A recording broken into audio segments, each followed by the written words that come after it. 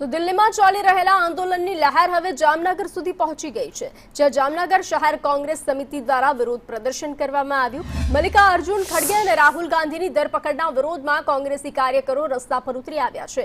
વિરોધ દર્શાવતા કાર્યકરોએ શિક્ષણ મંત્રીના રાજીનામાની માંગ સાથે સૂત્રોચ્ચાર કર્યા હતા। સ્થિતિ વણસતા પોલીસે વિરોધ કરી રહેલા 30થી વધુ કોંગ્રેસ કાર્યકરોની અટકાયત કરી હતી।